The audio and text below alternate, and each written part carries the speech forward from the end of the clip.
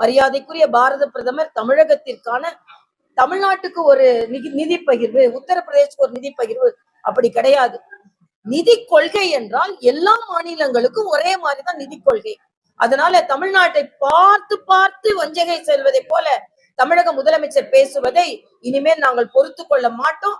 அது மட்டும் இல்ல, நேற்று கடைசி நாள் நாங்க மனசாட்சிப்படி நடந்திருக்கிற தமிழ்நாடு மக்கள் எதிர்பார்த்தபடி நடந்திருக்கிறேன்னு அவர் பேசிக் கொண்டிருக்கின்ற நேரத்திலேயே நேரு அவர்கள் மீது ஊழல் குற்றச்சாட்டு நிரூபிக்கப்பட்டு அவர்கள் மீது முதல் தகவல் அறிக்கை பதிவு செய்யப்பட வேண்டும் என்று உயர் நீதிமன்றம் சொல்லி இருக்கிறது.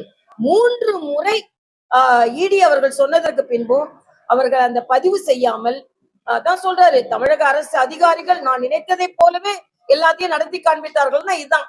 என்ன நினைச்சாருன்னா, அவர்கள் அமலாக்கத்துறை ஊழல் குற்றச்சாட்டு சொன்னா கூட அதை பதியாமல் 3 முறை தவிர்த்து இந்த கோர்ட் சொல்லி இருக்கிறது. ஒரே ஒரு அமைச்சர் மீது 2300 கோடி ஊழல்னா நீங்க 10 அமைச்சர்கள் மீது ஊழல் குற்றச்சாட்டு இருக்கிறது.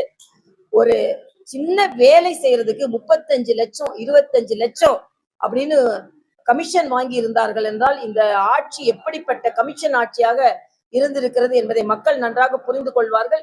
எல்லாவற்றிற்கும் உச்சகட்டமாக நான் ராகுல் காந்தி அவர்களை வன்மையாக கண்டிக்கிறேன்.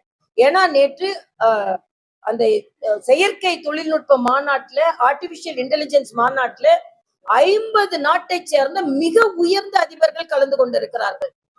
அங்க 5000க்கு மேல தொழில்நுட்ப வல்லுநர்கள் உலக அரங்கில் உள்ளவர்கள் கலந்து கொண்டிருக்கிறார்கள்.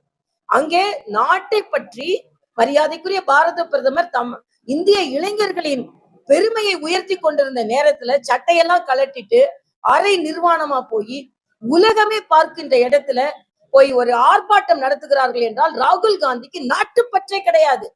வெளிநாட்டுக்கு போனாலும் இந்த நாட்டை குறைவாக பேசுகிறார். வெளிநாட்டுல உள்ள எல்லாரும் இந்த நாட்டை பெருமையாக பேசும் பொழுது இவர் இந்த நாட்டை குறைவாக பேசுகிறார்.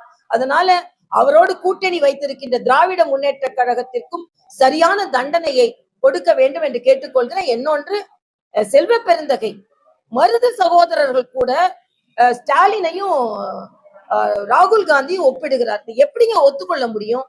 அவர்களின் வீரம் என்ன, அவர்களின் தியாகம் என்ன? இவர்கள் அவங்க பக்கத்துல கூட வர முடியாது. அது மட்டும் இல்ல, மணிசங்கர் ஐயர் காமராஜர் கூட ஸ்டாலினை ஒப்பிடுகிறார். என்ன நடந்தது காங்கிரஸ்காரர்களுக்கு எனக்கு தெரியல.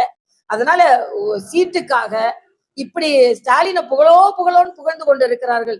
ஆனால் நிச்சயமாக தமிழக மக்கள் இதை ஒப்புக்கொள்ள மாட்டார்கள் என்பது எனது கருத்து. எடப்பாடி பேச்சு கேட்டுதான் டெல்லி என் மீது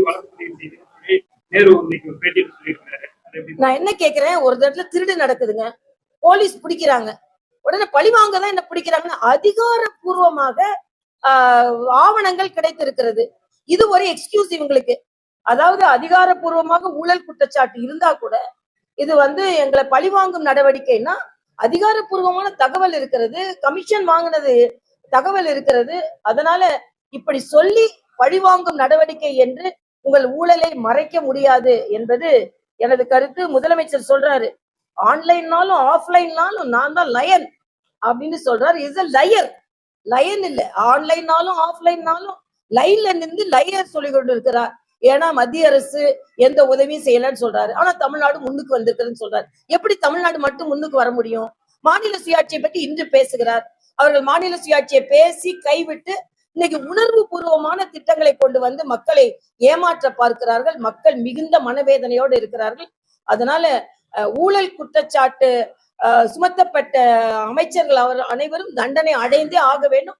இதை மக்கள் புரிந்து கொள்ள வேண்டும். 2300 கோடினா அது மக்கள் பணம். 1000 கோடி டாய்லெட் கட்டினதுல ஊழல் செஞ்சிருக்காங்கன்னா அது மக்கள் பணம். டாஸ்மாக்ல 1000 கோடி ஊழல் செஞ்சிருக்காங்கன்னா அது மக்கள் பணம். இன்னைக்கு ஒரு தலை மேல 1,40,40,000 ரூபாய் கடனை சுமத்தி இருக்கிறார்கள் என்பதுதான் எனது கருத்து.